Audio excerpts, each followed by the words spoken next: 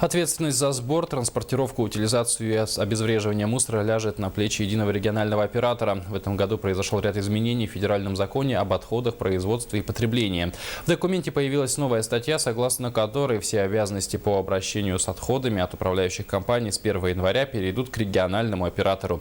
Эти изменения вызвали множество споров. Накануне в администрации Якутска состоялся семинар по этому поводу. Подробнее в материале Саргаланы Захаровой. Управляющая компания отстаивает свое право на вывоз мусора. С 1 января, согласно изменениям в федеральном законе об отходах, производства и потреблении, услуги по вывозу и утилизации отходов будет предоставлять единый региональный оператор. Им может стать коммерческая организация по итогам конкурса. Сейчас все жители за вывоз мусора платят как за жилищную услугу, то есть напрямую управляющие компании заключают договора с перевозчиками, либо сами производят вывоз и утилизацию мусора, да?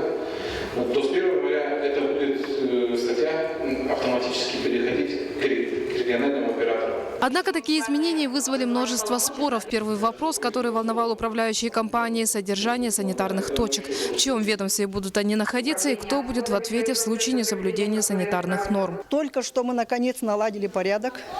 У нас определенный график. Чистоту, порядок соблюдаем.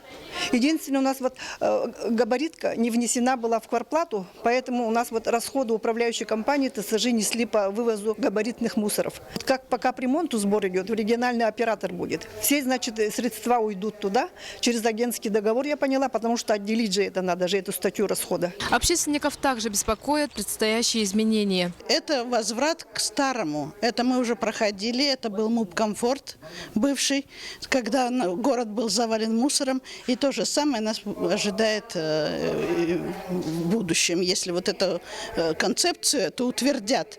Потому что здесь абсолютно исключается управляющие компании. Неизвестно, какой региональный оператор будет работать, кто будет деньги собирать. Отметим, с нововведениями у населения появится и новая статья расходов. С начала следующего года каждый житель будет обязан заключить публичный договор с региональным оператором. Тарифы на услуги станут известны после разработки региональной программы и выбора единого оператора в конце ноября. Саргалана Захарова, Василий Слепцов, НВК «Саха», Якутск.